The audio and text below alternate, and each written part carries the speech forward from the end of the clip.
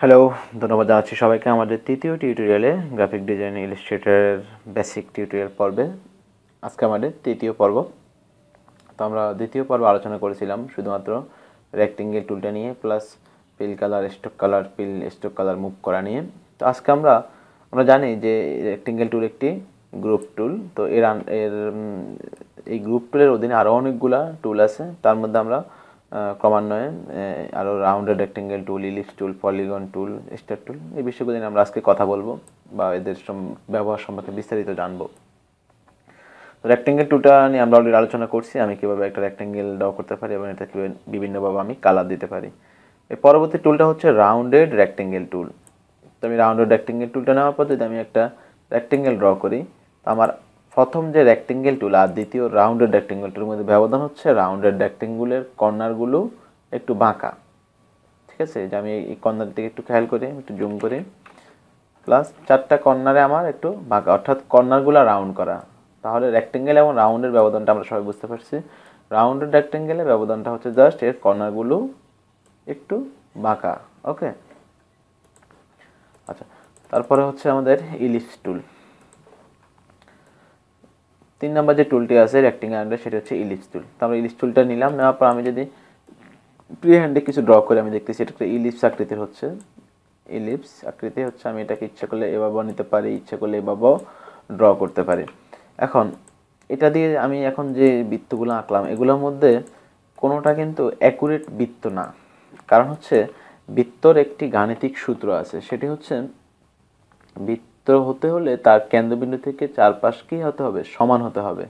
কিন্তু আমি এখানে গাণিতিক সূত্র মেনটেন করেই নাই, আমার কাছে কোনোটাই মনে হচ্ছে অ্যাকুরেট বৃত্ত হয় নাই। ঠিক আছে, কোনোটাই অ্যাকুরেট বৃত্ত হয় না। এক্ষেত্রে আমাকে যদি গাণিতিক সূত্র অনুযায়ী, অর্থাৎ আমাকে যদি আমার এমন একটি ইলিপস আমি আঁকবো যেটা গাণিতিক নিয়ম অনুযায়ী বৃত্ত হবে, অর্থাৎ সলিড ইলিপস হবে, সেক্ষেত্রে আমাকে যখন আমি ইলিপস টুলটা নিব, অল্টার এবং শিফট কিবোর্ড থেকে যখন আমি অল্টার শিফট চেপে ড্র করব, তখন আমার বৃত্তটা হবে কি কেন্দ্রবিন্দু থেকে একবারে চারপাশে সমানভাবে এটি বওয়া হয়েছে। এখন আমি এটাকে বলতে পারি যে এটি একটি সলিড ইলিপস বা একটি সমান গাণিতিক সূত্র মেনে একটি বৃত্ত আমি ড্র করছি। আর আমরা এর আগের টিউটোরিয়ালে আমরা দেখছি কালার চেঞ্জ করা। আমি এটা হচ্ছে আমার এখন ফিল কালার আছে, স্ট্রোক কালার হোয়াইট দেওয়া আছে, আমরা স্ট্রোক রাখবো না, জাস্ট ফিল কালার। আমি ইচ্ছা করলে এটাকে এখান থেকে বিভিন্ন রকম কালার ইউজ করে আমি এটা কালারটা চেঞ্জ করতে পারি। আশা করি আপনারা এগুলো প্র্যাকটিস করে নিয়েছেন, এগুলোতে কোনো সমস্যা নাই এখন। আর যদি কোনো সমস্যা থাকে অবশ্যই কমেন্ট করে জানাবেন। আপনি আপনার আমাদের টিউটোরিয়ালগুলোতে কোনটাতে আপনার বুঝতে সমস্যা হচ্ছে, এটা পরবর্তী টিউটোরিয়ালে এসে অবশ্যই কমেন্ট করবেন যে আমার আগের টিউটোরিয়ালে এই বিষয়টা বোঝা হয় না। আমরা চেষ্টা করবো ওগুলোর জন্য আরেকটি সলিউশন টিউটোরিয়াল তৈরি করা, যে আগের টিউটোরিয়ালে এই বিষয়টি আমার বাদ পড়েছে, আমি এই বিষয়টি এখন এটার সাথে অ্যাড করে দিয়েছি। ওকে, আচ্ছা, আমরা দেখলাম রেক্টেঙ্গেল এবং রাউন্ড রেক্টেঙ্গেল টুল প্লাস ইলিপস টুলটা। ইলিপস টুলের ক্ষেত্রে যেটি বললাম সেটা হচ্ছে আমার যদি সমানভাবে প্রয়োজন হয় আমি কী করব, অল্টার শিফট চেপে আমি যদি ড্র করি এটা কি হবে, চারদিক থেকে সেন্টার পয়েন্টের ঠিক থেকে চারদিক থেকে সমানভাবে বওয়া হবে। আচ্ছা, এরপর হচ্ছে পলিগন টুলটা নিয়ে আমরা কথা বলবো। আমরা 1 2 3 4 নম্বর হচ্ছে আমাদের পলিগন টুলটা। ঠিক আছে, আমি যদি একটি পলিগন ড্র করি, দেখেন একটা পলিগন ড্র করলাম, পলিগন টুলটাতে ক্লিক করার পর যদি আমি মাউস এভাবে ড্র্যাগ করি আমার এটা কি একটা পলিগন হলো। এখন এই পলিগনটা কিন্তু একটু অ্যাঙ্গেলে আছে, সমানভাবে নাই। এটার ক্ষেত্রে আমি যদি পলিগনটা নেওয়ার পর যদি আমি শুধু শিফটে চেপে ধরি, তাহলে আমার পলিগনটা কী হবে, একেবারে সোজা, অর্থাৎ কোনো দিকে এটা বাঁকা হচ্ছে না বা মুভ করছে না, অ্যাকুরেটলি বড় ছোটো হচ্ছে এবং কি এটা অ্যাঙ্গেলটি ঠিক থাকতেছে, একবারে অ্যাকুরেটভাবে থাকতেছে। ওকে, এর আগে আমি যখন পলিগন নিলাম আমার পলিগনটা এভাবে হচ্ছে, বা মাউস যদি ঘুরাই একটু রোটেট করি তাহলে আমার পলিগনটিও রোটেট হচ্ছে। ওকে, তাহলে আমার যদি পলিগনটি আমার যদি সমানভাবে দরকার হয় আমরা কি করব, শিফট চেপে পলিগনটা ড্র করব। আচ্ছা, এ হলো পলিগন ড্র করার বিষয়টি। এখন এই পলিগনের আমরা যদি পলিগনটার দিকে তাকাই, আমি এখানে 1টি 2টি 3টি 4টি 5টি 6টি কর্নার দেখতেছি।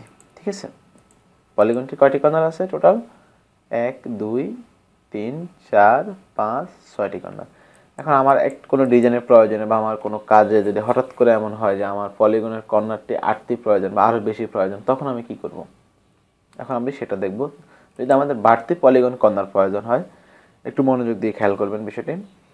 আমি শিফট চেপে পলিগনটি আঁকলাম, এখন আমি মাউস কিন্তু চাই নাই, মাউসটা ধরে রেখে আমার কিবোর্ডে যে আপ অ্যারো কি আছে, যদি আমি একবার আপ অ্যারো কি প্রেস করি একটি কর্নার বাড়বে, আরেকবার প্রেস করলে আরেকটি কর্নার বাড়বে, আরেকবার প্রেস করলে আরও একটি কর্নার বাড়বে। এবার আমি ছেড়ে দিলাম। তাহলে আমি যদি আরও 3বার বাড়তি প্রেস করে থাকি আমার এখানে আরও বাড়তি 3টি কর্নার অ্যাড হয়েছে। ওকে, এবার আবার খেয়াল করেন, অনেকে কি করবে, অনেকে যে ভুলটি করে যারা বিগিনার আছেন, আপনি পলিগনটা ড্র করছেন, ওকে, বিগিনার লেভেলে অনেকের এই সমস্যাটি হয়। পলিগনটি ড্র করার পর এখন আপ ডাউন অ্যারো কি প্রেস করেন, এটা করবেন। এটা করলে কিন্তু আপনার পলিগনের কর্নার কিন্তু বাড়তেছে না। এখন যদি আমি আপ ডাউন করি আমার পুরো পলিগনটি উপরে নিচে উঠবে, কিন্তু আমার পলিগনের কর্নারগুলো বাড়বে না। এক্ষেত্রে আমাকে একটা জিনিস ফলো করতে হবে, সেটা হচ্ছে আমি পলিগনটি যখন আমি ড্র করতেছি তখন আমি মাউসটা হাত থেকে ছাড়বো না, ঠিক আছে? মাউসটাকে হাত থেকে না ছেড়ে আমি যদি আপ অ্যারো কি দিয়ে আমাদের পলিগনের কর্নারটি বাড়তে থাকবে, আবার ডাউন অ্যারো কি প্রেস করলে আমার ক্রমান্বয়ে পলিগনের কর্নারগুলো ক্রমে 3টিতে চলে আসবে, 3টি পর আর কমবে না, সর্বনিম্ন 3টি থাকবে, অর্থাৎ একটা ত্রিভুজ আকৃতির হয়ে আছে। এখন আমার পলিগনটি এখন কি আকৃতি, এটি একটি এখন ত্রিভুজ আকৃতির আছে। এখন যদি আমি পলিগনে ড্র করি আমার ত্রিভুজে আসবে, কারণ আমার লাস্ট কমান্ড আমি পলিগনের কর্নারগুলো কমিয়ে 3 নম্বরে রেখেছি, এই কারণে আমার এখন ত্রিভুজ আকারে শো করতেছে। আচ্ছা, এই অবস্থায় আমার যদি কর্নার বাড়াতে হয় শুধুমাত্র আমি কি করব, কিবোর্ড থেকে আপ অ্যারো কি প্রেস করব, যতবার আপ অ্যারো কি প্রেস করব ততগুলো কর্নার হবে। আচ্ছা, এখন আরও একটি সমস্যা পড়বেন যারা আপনারা নতুন পলিগনে যখন কর্নার বাড়াবেন, আমি একটু দেখাচ্ছি বিষয়টা। সেটা হচ্ছে আমি আপনারা পলিগন কর্নার ক্রিয়েট করতে গিয়ে এত বেশি ক্লিক করে ফেলছেন আপ, এখন আর এটা বোঝা যাচ্ছে না এটা পলিগন না বৃত্ত কি, ঠিক আছে? এখন আপনি আরেকবার একটা কাজ করতে গিয়ে পলিগন নিতেছেন, এখন আপনি দেখতেছেন যে এটা পলিগন হিসেবে কাজ করতেছে না। এখন কি করবেন, ডাউন অ্যারো কি দিতেছেন তারপরেও চেঞ্জ হচ্ছে না, কারণ অনেকগুলো ক্লিক করে ফেলছেন আপনি আপ, ঠিক আছে? তো এই ক্ষেত্রে আপনাকে জাস্ট যেটা করতে হবে, পলিগনটাতে ক্লিক করার পরে মাউসকে না চেপে জাস্ট একটা ক্লিক করবেন, খালি জায়গায় একটা ক্লিক করলে দেখাইতেছে যে সাইডস, অর্থাৎ আপনি অলরেডি 22টি কর্নার নিয়ে নিয়েছেন। এখান থেকে আপনি জাস্ট 6 লিখে ওকে দিলে আপনার পলিগনটি 6টি কর্নার হবে। অথবা আপনার যদি 10টি কর্নার প্রয়োজন তাহলে পলিগন নেওয়ার পরে খালি জায়গায় একটা ক্লিক এখানে লিখে দিলেন 10, ওকে, তাহলে আপনার 10টা কর্নার, ঠিক আছে? পলিগনটা নিলাম, খালি জায়গায় ক্লিক করলাম, 5 দিলাম, ওকে, তাহলে 5টি কর্নার হলো, ঠিক আছে?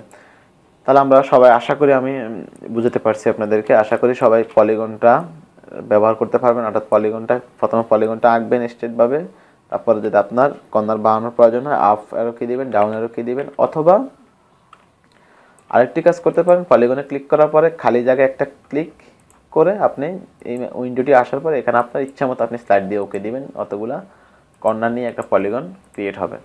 ওকে, আচ্ছা, এবার আমরা ইলাস্ট্রেটরে কীভাবে আমি রুলার অ্যাক্টিভ করব, অর্থাৎ আমার এখানে আমি কাজ করতেছি, আমরা যখন অনেকগুলো বড় প্রজেক্ট নিয়ে কাজ করব বা দুই একটি এলিমেন্টের সমন্বয় করতে যাব যেটা অ্যাকুরেট আছে কিনা, সমান আছে কিনা, তখন আমাকে রুলার ইউজ করতে হবে। তো রুলার ইউজ করতে হলে আমাকে রুলার গাইড ইউজ করতে হবে। আমার শর্টকাট কমান্ড হচ্ছে কিবোর্ড থেকে Ctrl+R প্রেস করবেন। যখন আমি Ctrl+R প্রেস করব আমার সফটওয়্যারে অটোমেটিক গাইডগুলো অ্যাড হয়ে যাবে। দেখেন উপরের দিক থেকে একটা গাইড বার আছে, এদিকে একটা গাইড বার অ্যাড হয়ে গেছে। এছাড়া আমরা ভিউতে ক্লিক করার পর রুলার অপশনটিতে এখন আমি যদি হাইড রুলারে ক্লিক করি আমার রুলারগুলো চলে গেছে। আবার যদি আমি ভিউতে ক্লিক করে রুলার থেকে শো রুলারে ক্লিক করি রুলারটা শো করতেছে। আপনারা ইচ্ছা করলে ভিউ থেকে ইউজ করতে পারেন বা কিবোর্ড থেকে শর্টকাট কমান্ড ইউজ করতে পারেন। Ctrl+R দিলে রুলার আমার কম্পিউটার স্ক্রিনে অর্থাৎ আমার ইলাস্ট্রেটর স্ক্রিনে এটা শো করবে, Ctrl+R দিলে আমার স্ক্রিনটা আসবে, Ctrl+R দিলে চলে যাবে, ঠিক আছে? আচ্ছা, তাহলে আমরা রুলার অ্যাক্টিভ এবং রুলার ডিঅ্যাক্টিভেট করতে পারি কিভাবে, আমার এখানে আমি রুলারটাকে আনবো আবার কিভাবে রুলারটাকে নিব। পরবর্তী বিষয়টি হচ্ছে আমরা রুলার আনলক করাটা নিয়ে কথা বলবো। আচ্ছা আচ্ছা, আমার এখানে আমি কিছু কাজ করলাম, এখন আমি রুলার ইউজ করছি, ঠিক আছে? খেয়াল করেন একটু, আমি 2টা রুলার নিলাম যে আমার ডিজাইনের প্রয়োজনে বা আমার কাজের প্রয়োজনে আমি 2টা রুলার অ্যাড করলাম।